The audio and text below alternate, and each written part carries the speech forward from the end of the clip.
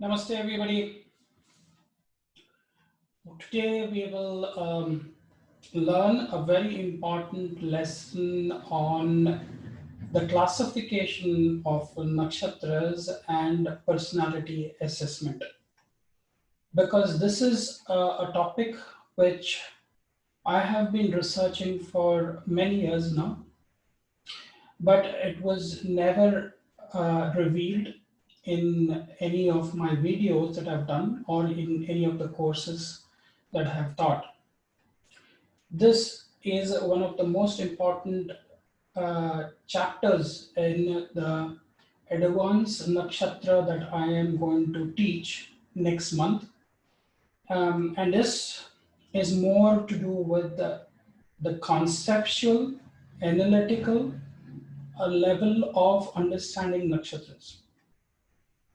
Now, when we come to personality assessment, this has never been brought to people's understanding that nakshatras play a very important role in the classification, in understanding, how personalities can be looked at. Now, this concept has been utilized to some extent in the guna milan. Guna milan means the assessment when we are doing matchmaking for a marriage. In the Ashtakuta method, there is one section which is associated with Gana milan. In the Guna milan means where you see the the match that is there, the compatibility that is there between two charts, between the bridegroom and the bride. So we do that. But there has been a greater science behind understanding the personality analysis. And this has been given in Gana Milan. Now, nakshatra has been divided into three categories.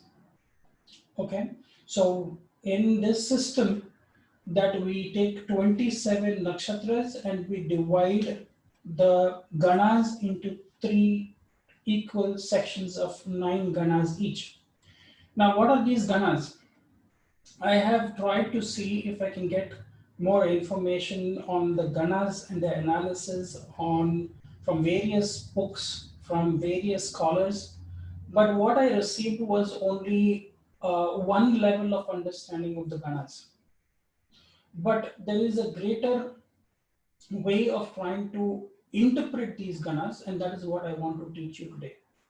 And this is going to be a part of the nakshatra course that I'm going to teach. It's called the Advanced Nakshatra Course, and this actually teaches you the research-based, systematic way of trying to understand the personalities.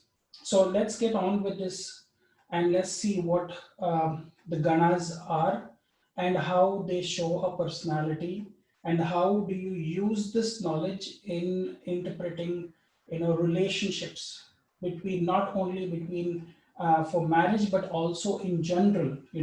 How are you compatible with your family, how are you compatible, your compatibility with your with your general relatives, with your friends. So probably this lesson will give you greater insights in understanding this. So let's get on with the, let me share my screen. And okay, so as I mentioned to you that the ganas have been divided, nakshatra ganas have been divided into three categories, which is Devagan, Manushya or Manav or Naragan, and Rakshas or Asurigan.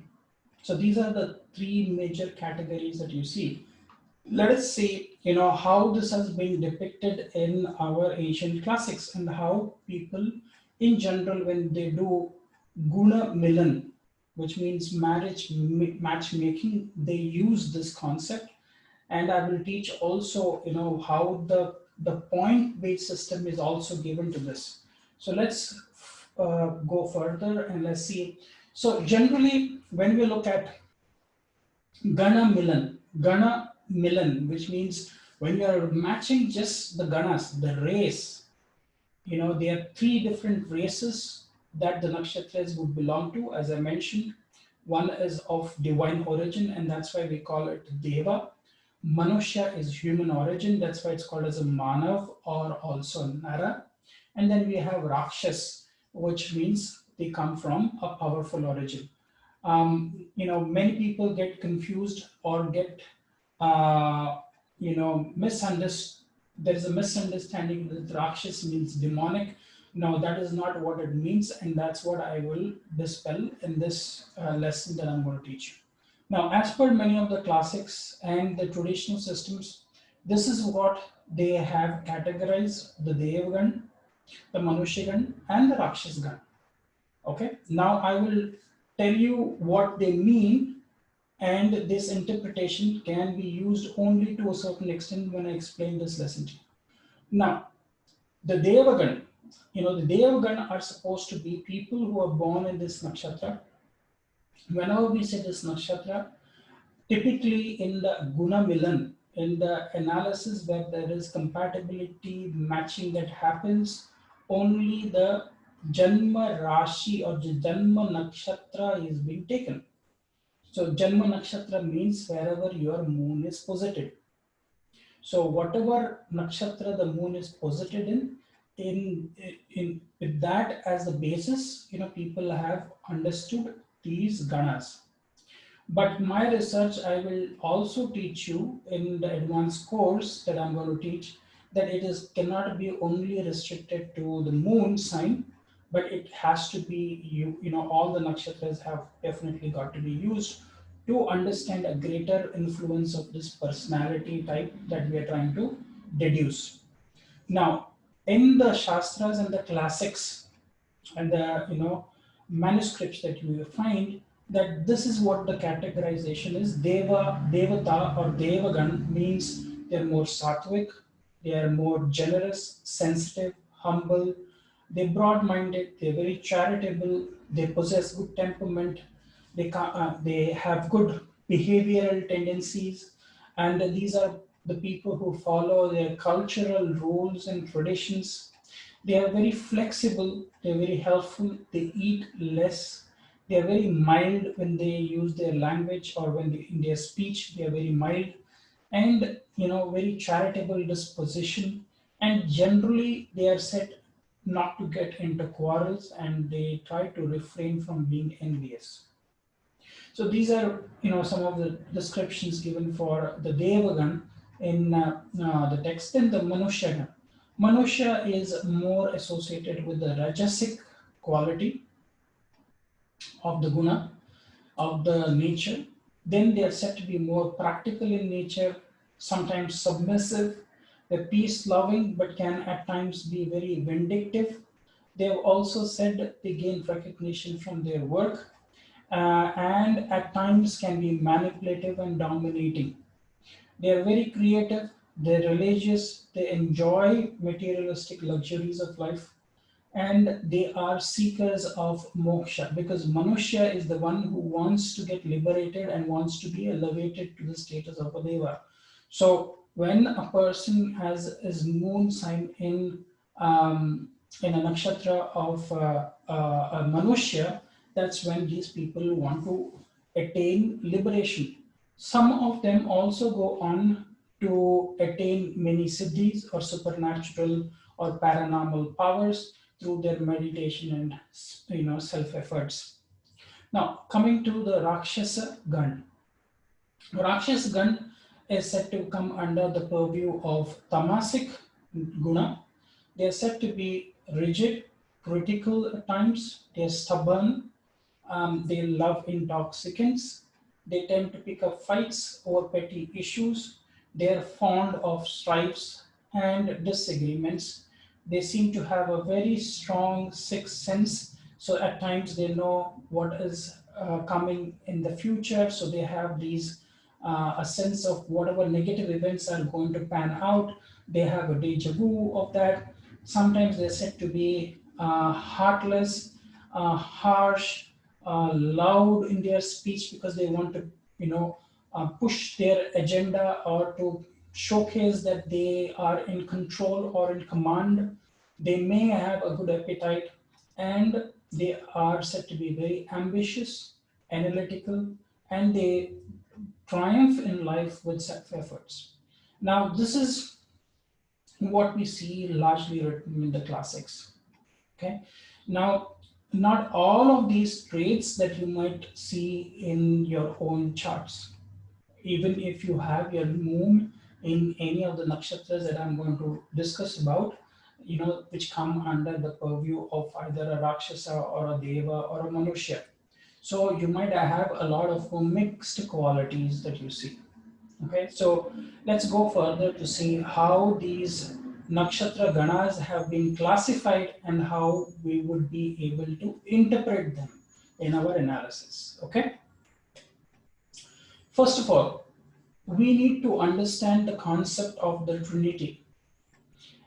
And if you have to understand how the Rashi operates and the mode of the signs, then we have to interpret how these Rashis have been given or been grouped together into the Trinity. So the first group that we see here is from Aries to Cancer. The first triplicity we say is given to Brahma. The Brahma is the Trimurti. Now, whenever we talk about God, the word God, it has three letters in it, G-O-D. So what does God represent? It just represents the Trinity, which is the process of generate or creation or shrishti, operate, which is sthiti, which is preservation, which is maintenance, and to destroy or to dissolve, which is called as laya or samhara or destruction. So these are the trinity which we say is God, which is generate, operate, and destroy or dissolve. And this triplicity in the Sanatana Dharma or in the Vedic texts, they have come and been given the position of a Brahma, Vishnu, and Shiva. So Brahma usually is said to be the creator, which is the function of Srishti. Then Vishnu's function is about sthiti and preservation, and Shiva's function is more to do with laya or samhara or destruction. So if you really understand the triplicity, the first four Rashis, which is from Aries to Cancer, the first triplicity shows the initiation and the creation process of the cosmos, and that is very rajasic in its trait, because you can see there are two movable cardinal signs, and that's why Brahma becomes very powerful for this region of Aries to Cancer. If you can see the mode of signs, Aries is movable, which is Rajasic, and Cancer is also movable or cardinal, which is also Rajasic. So two, Rajasic makes it come under the remit of Brahma. The second triplicity is under the control or the domain of Vishnu, who is about preservation. So you see from Leo to Scorpio, you see this has a domain of Vishnu, because if you see, it's got two fixed Rashis in it, Leo and Scorpio. So you can see it's connected to Tamas, because you can also see Vishnu who's reclining on the in the ocean, Shira Sagar, we say, the ocean of milk. In the universal consciousness, you can see that he's lying on his bed of the serpent, the hood on it, and he is relaxing in the tamasic mode. But he is also expanding and he's preserving and is, operating all of this from his yoga nidra. Yoga nidra means his, kundalini state that he is in. He is trying to expand this whole universe. Then finally, we come to the third triplicity from Sagittarius to Pisces, which shows transformation. It shows, the deliverance of the form to spirit. It's all about liberation. So it has been given more of a sattvic, and that's why you see more of dual and mutable signs come under this. So Sagittarius and Pisces are two signs which are dual or mutable, and they have been associated with the Sattvic principles, and that's why this quadrant, or rather this section of the zodiac has been given to Shiva. So this is the same principle that we want to understand. One is called the Deva, one is called the Manushya, and one is called the Rakshasa. So Brahma can be attributed to the Deva Gana, Vishnu can be attributed to the Manushya or the Manava or the Nara Guna, Gana. Why is because you also say it's called Nara Narayan, the couple of Nara Narayan. Narayan means Vishnu, Nara means human. So who was this group of Nara Narayan? It was Arjuna and Lord Shri Krishna. They were called as Nara Narayan. So this is the thing that connects the Naras or the Manavas or the Manushya Gana with Vishnu. And then the Rakshas Gana comes under the purview because they are more of about wanting to go towards samhara or destruction. So it doesn't mean that one is better than the other. We definitely need all the three to really generate, operate, and destroy. Destruction doesn't mean negative. It also means if something new has to be created, then something else has to be exited or to be dissolved. So this principle is very important for something new to be created.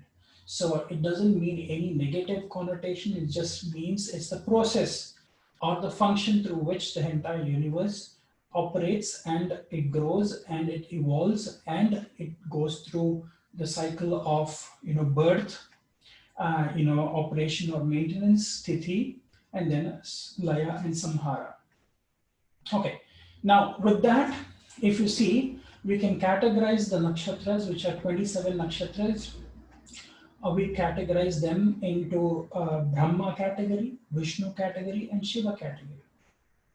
So the first set of 9 nakshatras, if we can say, in the Kalapurush, which is the cosmic zodiac, the natural zodiac starting from Aries going up to Pisces, we have categorized them from Aries to Cancer, from Leo to Scorpio, and from Sagittarius to Pisces. And in the same category, we have also categorized these nakshatras. So the first set of 9 nakshatras from Ashwini to Ashlesha fall under Brahma. Then we have Vishnu, which is from Magha to Jyeshta, and the classification we see from Mula to Revati coming under Shiva. This is just for the ease of understanding this topic and to appreciate what is the process which is happening. Now, let us see this. The first set of 9 nakshatras fall under, there are totally 9 nakshatras which fall under the Rakshas Gana. Now, when I say Rakshasa, doesn't mean demonic. Again, I've said they have a very powerful origin. Asura means who are very, very powerful people. So they're very dominating or dominant, I would rather say. Okay, very analytical and logical. I will probably show that in my description later on, but stay with me to understand this concept. Okay, now when we see this, the first thing that we have to know that I have said there will be 9 nakshatras which fall under the Rakshas Gana. Now, how do you identify them? The first way to identify them is for memory is you can see the Gandanta zones. The 2 Gandantas which are said to be Matru Gandanta and Pitru Gandanta, which is the Matru Gandanta is happening between the 9th nakshatra, which is Ashlesha, and the 10th nakshatra, which is Magha. You see both these nakshatras, together kind of form a pair, and that is Rakshas. Then we have the next Gandanta zone, which is between Jyeshta and Mula. So this is also under the remit of the Rakshas Gan or the race. So this is one way of remembering. So you have Ashlesha, Magha, Jyeshta, Mula. These are the 4. Then we have another set. You can see that there is Dhanishta and Shatabisha. They are also coming as a pair. So if you really see, Dhanishta is ruled by the deity, which is the Ashtavasus. The Ashtavasus are the 8 elemental gods. The elemental gods also come under the remit of Shiva, because anything to do with the atmospheric endeavors always come under the remit of Shiva. And then we have Shatabishak, which is under the tutelary archetype associated with Shatabishak is Varuna. Again, he is also said to be coming under the remit of Rakshasa. Now, first of all, you have to know that these are most of the Rig Vedic deities. You see Agni, Indra, and Varuna.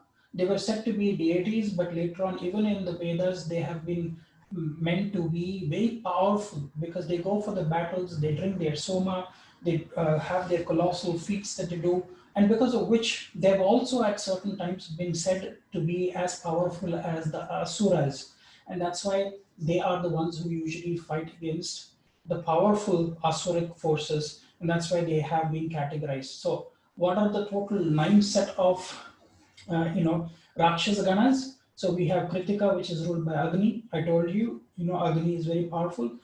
Another nakshatra which is again ruled by Agni and Indra, both together, is Vishaka nakshatra. Okay, both of them, Kritika and Vishaka, are said to be Mishra nakshatras or Sadharana nakshatras. What do you mean by Sadharana? They are said to be sharp and soft. It's just like your fire, which can actually run amok and burn everything down to ashes, or it can also, prepare your food, which is very nourishing. So fire can be very warmth giving, it can give light and brightness, but it can also run amok and destroy things. So it's got a very mixed quality, and that's why they're called as ordinary nakshatras, sadharana, or they're called as mishra nakshatras, which is sharp and soft. So you see both of them come under the Rakshas Gana. Then many of us, we do not know that Chitra also in the Nakshatra Sutras are said to be under the control of Indra. Okay, so Chitra also comes under. So if you really see here, Jyeshta, Chitra, Vishaka. These are 3 nakshatras which are also under the control of Indra. Vishaka is also under Indragni. So Indra and Agni both operate. So this is the set of the 9 nakshatras which are said to be under the or fall under the Rakshasa Gana. Okay, so as I mentioned to you, Rakshas doesn't mean anything to do with negativity. They're not demonic. It just means they have a very powerful disposition in their life, and they have a very powerful origin. Now, here is the classification that I've also gone a little further into. Now, the arrows that you see are given below. The arrows really show how the nakshatras are facing. This classification of nakshatras is also very important in understanding the personality types and also how these ganas operate. Now, what I've shown here is 2 things. First of all, I've shown that the ones which are with the arrows facing towards the right means they are Triyanga Mukha. Triyanga Mukha means they are facing forward or they are straight. They always are level. Then we have nakshatras which are facing upwards, which means Urdhva Mukha. They are facing upwards. So, and then we have the nakshatras which are facing downwards, which we call as Adho Mukha. So this classification also has to be understood. And the other classification I've given below at the end of the table is, I've said there are 2 nakshatras from the set of Brahma nakshatras. From the Brahmas category, you see 2 nakshatras are from the Rakshasa Gana. Then we have 4 nakshatras from the set of Vishnu are from the Rakshas Gana. And then there are 3 set of nakshatras from Shiva's category that are from the Rakshas Gana. Okay, now here is a very important understanding that you will make, that if you see there are 5 nakshatras which are facing downwards here. Okay, which are those facing downwards? Kritika is a downward facing nakshatra. Ashlesha is a downward facing nakshatra. Magha is a downward facing nakshatra. Vishaka is a downward facing nakshatra. And Mula is a downward facing nakshatra. So 5 nakshatras are Adho which is facing downwards. So one concept we can really look at is saying that most of them, more than 50% of the nakshatras which are said to be categorized under Rakshasa Gana, they are Adho which means they have, that's why we say most of the Rakshasas, or we say these Asuric forces, are very powerful in the Patal Lok, which is the underground, the nether world. So they are very powerful there. That's why see the serpents also are said to be underground, which is a Nagalok. You see, that's why the Ashlesha Nakshatra is pointing downwards. So they see that their powers are usually downward. But here is what I want to say, and this is what I want to repeat again. you see that there is two nakshatras which are facing upwards, Urdhva Mukha, and two facing, level. They're straight. So we can see that much of the Rakshasa Gana Nakshatras, you see that they have a very haphazard way of dealing with energies, which means they are very chaotic also because they do not have a proper pattern that you see here. Although you can definitely say most of the patterns are downward because that's the pull that you get from the nakshatra. The pull which pulls you want to go down. Okay, that doesn't mean going down doesn't mean in any way it's taking you down. It just means the powerful ones are usually the ones which have a downward pull. Okay, so this is one way of trying to interpret the Rakshasas. They are not very patternic, they are very asymmetrical, they do not have a common phase through which they operate. They are very haphazard because they can move downwards, they can move upwards, they can move straight, but largely the powers are very moving downwards. Okay. Next category of nakshatras, what I wanted to show you is this is a category that I also say the nature of the nakshatras. If you want to know the category of the nature, we also need to know that Kritika and Vishaka are Mishra nakshatras. I already explained this. What does Mishra means? Mishra means mixed. Mixed means they are both sharp and soft. So totally there are 7 categories of nakshatras that you can categorize in on the nature of the nakshatras, and you can see here that 2 nakshatras are Mishra. Then you can see here that 2 nakshatras are Chara nakshatras, which is Dhanishta and Shatabishak. Chara means movable or ephemeral. Then you can see, 2 nakshatras are Tikshna. Tikshna means they are sharp, bitter, and also dreadful. That is what Tikshna and Daruna means. Daruna and Tikshna. So Jyeshta and Mula are called to be Tikshna nakshatras. So they could be very sharp, bitter, and dreadful. Okay. Then you have one Ugra nakshatra. Ugra means which is fierce, cruel, or severe.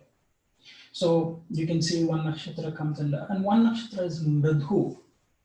So one nakshatra is Mridu, which means Chitra nakshatra. So what do you generally see here is 3 nakshatras are Tikshna. One in each category you see, Ashlesha is Tikshna, Jyeshta is Tikshna, Mula is Tikshna. Okay. Then 2 nakshatras are Mishra, which means they are mixed quality. Then you see a Ugra nakshatra, then you see Chara, and you see Mridu nakshatra. The first thing that I want to say, as I said, there are 7 categories of nakshatras.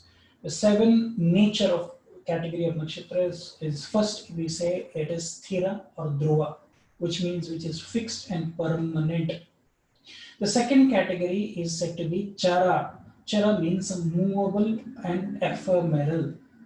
The third category is called as Ugra or Krura. Ugra means which is fierce, which is cruel, which is severe. The fourth category is called as Mishra. Mishra means, I said, it's mixed, sharp as well as soft, because it has got a dual characteristic. They're also called as Sadharana Nakshatras. Then the fifth category is called Kshipra and Laghu. Kshipra means which is swift, dynamic, which is fast, which wants to reach its position very quickly. Laghu means light. So there is lightness, there is swiftness, there is dynamic nature. These are called as Kshipra and Laghu nakshatras. Then we have Mridu nakshatras. Mridu means mild, tender, gentle, soft. So these are all which come under Mridu nakshatras. And then finally we have the Tikshna nakshatras and the Daruna nakshatras, which I said is sharp, bitter, and dreadful. So one observation you will make here when you see this nakshatra category, you will see that there are no sthira and Kshipra nakshatras with the Rakshasa. Okay, there is no stable, fixed. That's why I said there is no stability there. They are very chaotic, very unorganized. There is no organization powers are lower in the Rakshasa Gana. Then we do not find any Kshipra Nakshatra, which means anything that needs to be quickly done. No, that doesn't happen with the Rakshasas. Even though they might show a lot of wrongness, or they might show domination, they might show conflict resolution, troubleshooting. These are qualities of Rakshasas, but they never do things when it is really needed. So Kshipra and Sthira are missing. Okay, so this is one of the analysis. Let's go to the next, which is the Manushya Gana. Now, Manushya, I said, is Manava or human origin. So you see a very balanced nature. So one way to remember the categories, so I said 9 nakshatras fall under the Manava or the Manushya Gana. Amongst them, it's easy to remember, or the Purva and the Uttara nakshatras are Manushya. So that is very easy to remember the 6 nakshatras which come under the Manava or the Manushya Gana. So you have Purva Falguni, Uttara Falguni, Purva Ashada, Uttara Ashada, Purva Bhadrapada, Uttara Bhadrapada. So this is the 6 of the 9. So what is the next 3? The next 3 is Bharani, Rohini and Ardra. So Bharani, okay, as is said to be, under the control of Yama. Yama is said to be the first mortal who died and who went on the journey towards the heavens, and that's why he knows the pathway, the Pitrayana, the path of the ancestors. He is called the king of the ancestors. Why? Because he was the first mortal to die. So he comes under the Manushya. Rohini, Prajapati, the creator, also is been given the Manushya Gana. And the destroyer also, which is, Ardra is associated with Rudra. And Rudra has a very strong feeling for the Manushya Gana. That's why whenever we go to him and you pray to Lord Shiva, he immediately gives you the results. That's why he's called as Bholenath, because he knows, the sufferings of the human beings, and he also would like to be one of the only deities where you can go and pour water on the Shivlinga. You can personally worship him, whereas most of the deities are to be worshipped by the Brahmin caste. So he has given the authority to all sets of people, whether it is Manushya, Rakshasa, or Devas, to come and worship him.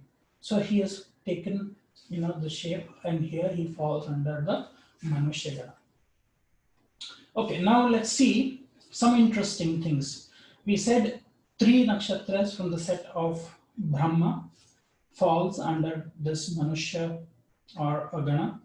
2 nakshatras from the Vishnu category fall under the Manushya Gana, and 4 nakshatras from the Shiva category falls under the Manushya Gana.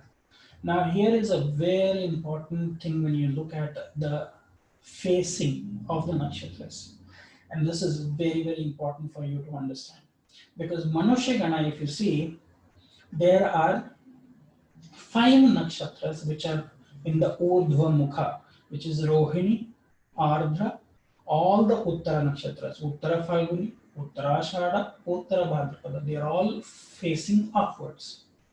Then you see the other 4 are, Adho Mukha nakshatras, which are facing downwards. So Bharani, Purva Falguni, Purva Ashada, and Purva Bhadrapada. So one thing that you will observe that when you are in a Manushya Gana, the tendency for you is always to be divided. It is about finding the right balance for you, because some forces will want to take you into the Rakshasa Gana side of things, which is more to do with materialism and dominating nature, vindictive nature. That's more of a Rakshasa Gana. But the other side is more to do with ambition, and conceptualization, practicality. All of these components that you see is more towards wanting to uplift you towards the Devgana. So it is about finding the right balance. Manushya is always wanting to find the right balance, right? So this is the concept that you see here. When you see more nakshatras wanting it to pull upwards, which is wanting it to go towards the Devgana, and some are more pulling it towards the Rakshas Gana. But Manushya wants to find a balance. So the human origin always wants to find a balance. He wants to find the the the middle ground, to say the least. Okay, and I will definitely give more details about this now. Okay, now let's go to understanding the nature.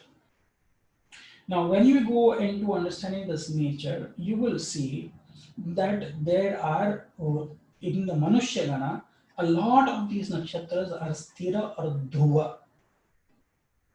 What you see here is Rohini is a dhruva nakshatra. All the Uttara nakshatras are dhruva nakshatras. Sthira, permanence.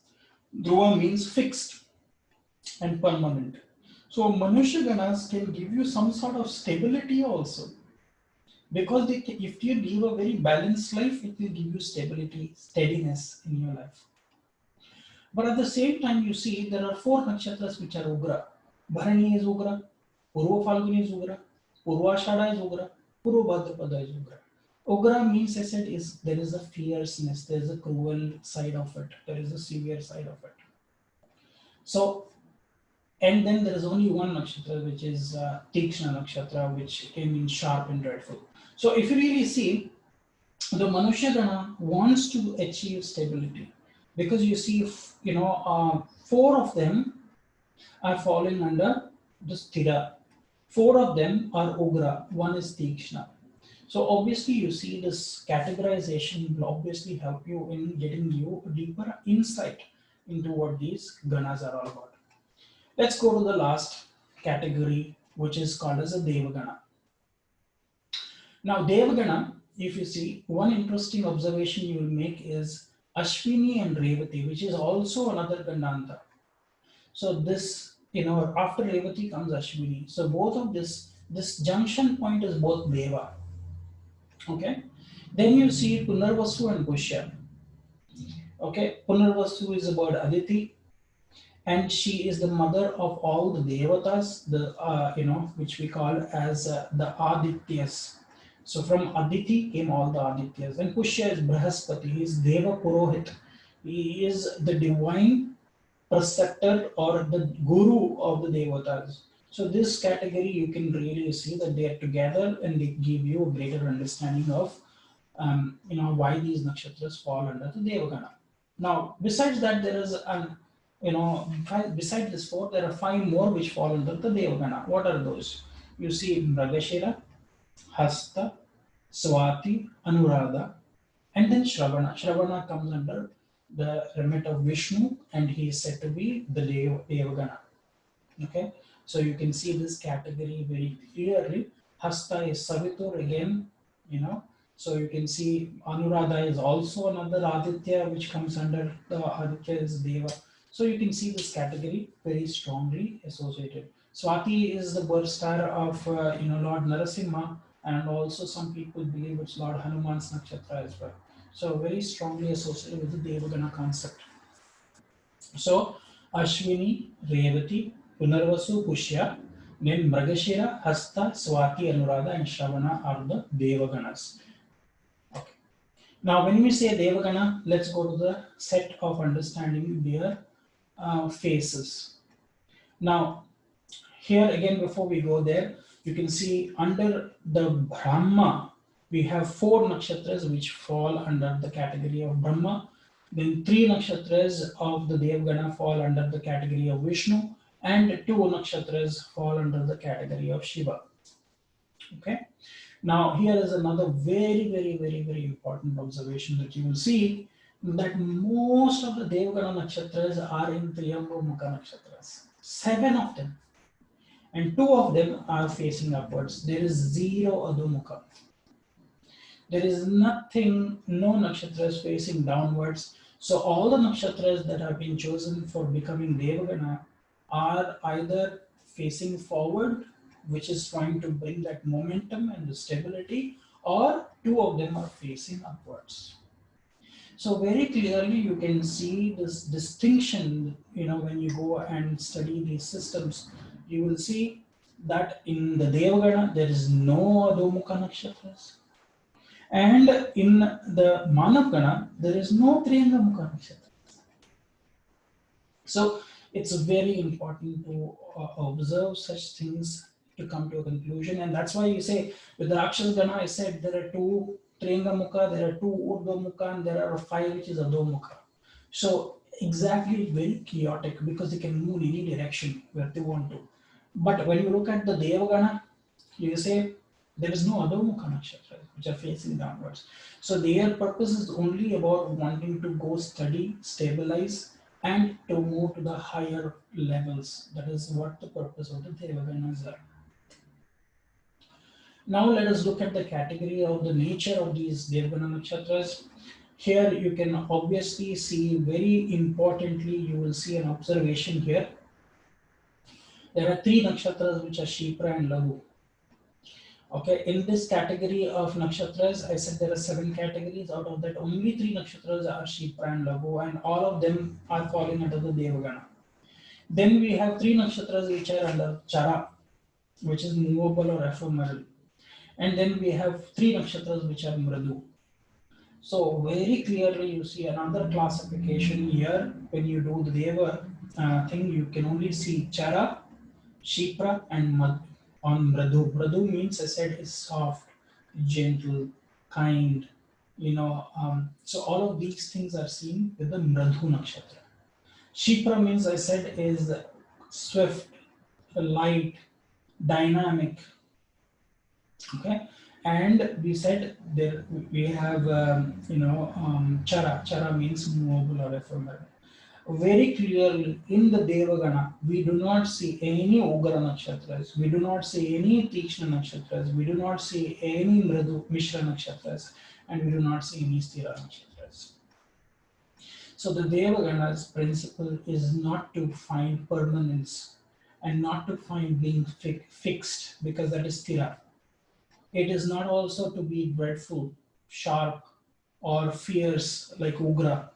So we don't find all of these components. And this is the basis of my analytical understanding of these nakshatras, which I will categorize them. But before that, this is what I wanted to show you. From all these 3 concepts that we are mixing together, I've shown you in one table. You see the category of Brahma, we have 4 nakshatras which are Deva, 3 nakshatras which are Manushya, and then 2 nakshatras which are Rakshasa, and similarly you can see for Vishnu and Shiva category. Now when you see and understand this concept, I know for some of you this might be a new concept, but I would want you to go and revisit this video, because there is some very golden nuggets that I've shared in this video, and now I will tell you how to look at the personality types. And here there is no scope for any negative thinking, because this is my research that I have done into many years, and as I mentioned to you, this would be taught in greater detail in the Advanced Nakshatra course, how to apply them, how to study them, how to look at compatibility and matching. This nobody teaches you, because nobody wants to go to this level. Now, what I've done is a kind of a personality analysis chart that I have prepared for each of these ganas. Now, based on all these classifications that I've seen in the nakshatras, based on all the traits that I've seen from these nakshatras, I've classified them into 3 categories. There are 2 tables with classifying them into Deva, Manushya, and Rakshasa. You can see that Deva Ganas are more steady and stable. They want, even though there is no permanency that they want, but they want to find a state where they can sit and meditate upon, so that they can really evolve. That's the second state of Devagana. So they want to find tamas, they want to find a stability, they want to find a place where they can sit, especially in a cave or in a mountainous area, or wherever a Devagana feels more wanting to evolve. Very disciplined in his approach, Devaganas are. Very dutiful, very methodical, idealist, meticulous, organized, compassionate, generous, helpful, supportive, courteous, serious about their goals in their life, responsible, compliant, prepared, calm, cool, collected, introverted. Their lookout in life is a very subjective, very observant, very optimistic, and very harmonious. Very good decision makers.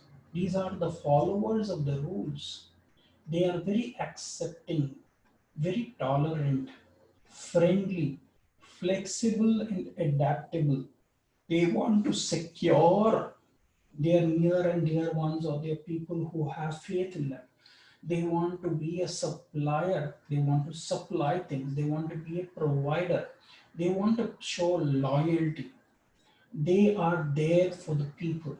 They are sticklers for the rules, often a perfectionist. And these are people who read the terms and conditions which are in small print. That is the purpose of a Deva. Now, when we go to the Manushya, which is more we said as wanting to seek the balance. So they are very wanting, seeking balance. They might not be balanced, but they are wanting to be balanced. They want to reach that steady state. They want to. Just like a Deva, they want to aspire for the steady state. Very practical, conceptual. They're imaginative. They're enthusiastic. They are very detail oriented, task oriented, time oriented. They are dreamers. They are encouragers. They are confident. They are into relationship building. They are thinkers. They are intellectuals. They are innovative. They are inventors. They are extroverted. Devas are introverted. Manushyas are more extroverted. Meticulous in their planning and execution. Very confident about once they have reached a state where they have balanced themselves. Quite versatile when it comes to doing things. Very strategic. Rakshasas are very tactical. Manushas are very strategic. They have an eye for detail for sure. They are negotiators. They are very insightful. They can be very independent, sometimes very pragmatic. Their understanding is always through experiential learning. They're very persuading. They are looking to certify people. They are auditors. They are instrumenting. They can bring or research engineer instruments that can make life easier for artistic, quite influential. They are very feelers. They are feeling, perceiving types of personalities. They are the masterminds. They are the natural talkers and speakers. They always, seek spotlight. They are, they'll also, you see a lot of natural leaders coming from the Manushya Gana. Then we have researchers and people who are business oriented. Now let's go to the typical personality characteristics and traits of a Rakshasa. Very haphazard and chaotic way.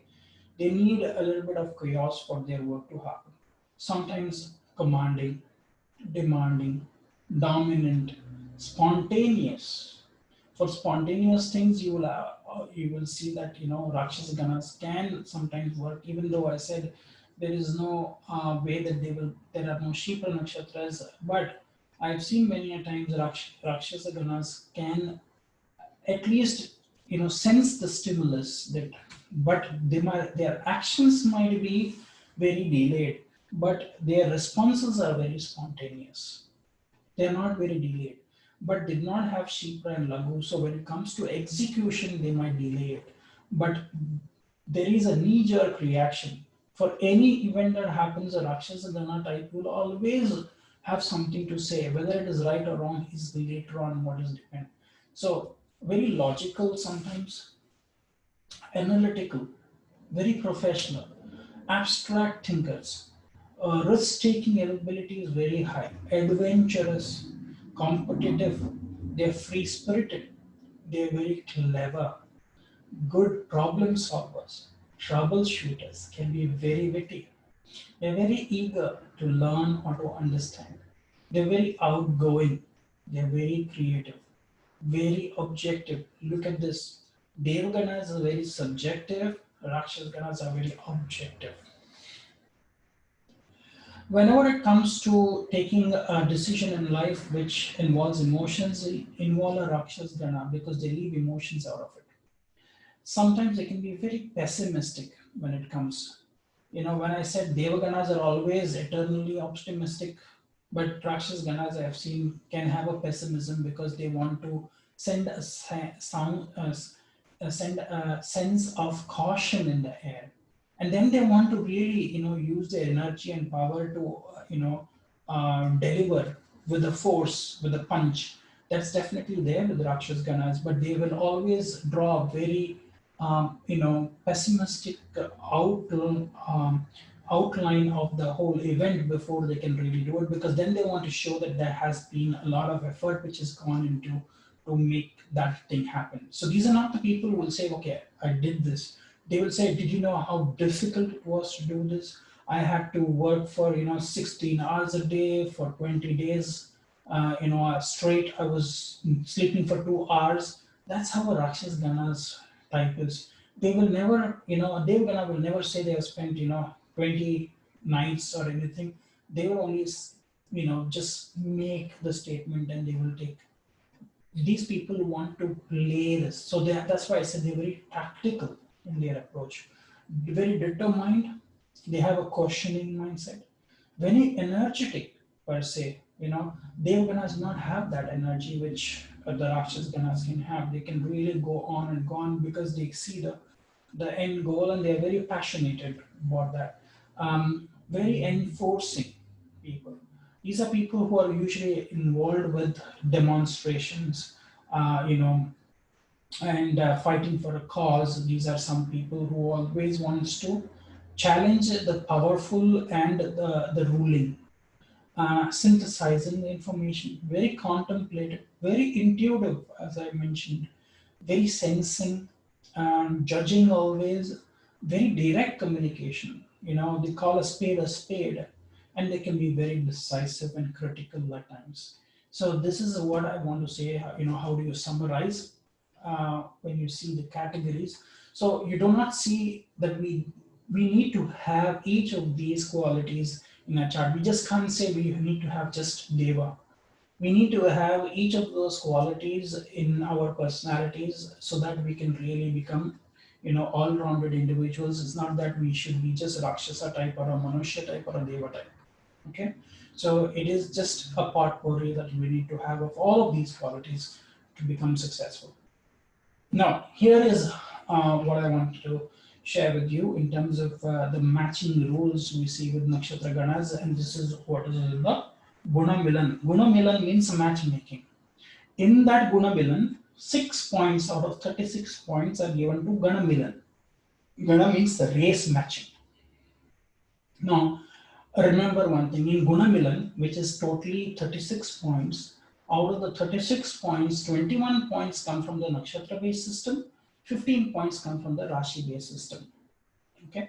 Out of those 21 points which come from the Nakshatra based system, 6 points come from the Gana Milan, from the race matching. Okay. Now, here is what, and the points that you get, only 4 points can be given in this Gana Milan. Maximum you can receive is 6 points. Okay. The next maximum, after the maximum of 6, you can receive 5 points, and then 1 point or 0 points. So there are only 4 points. You cannot receive 2 points, 3, 4. No, the 2, 3, 4 points are not there in Gana Milan. You can either get 6, 5, 1, or 0. And here is the category of how this Gana Milan was done. You see the Devagana. If you are a Devagana and the bride is Devagana, the groom is Devagana, then you get 6 points. If bride is Devagana and the groom is Manushya Gana, you still get 6 points.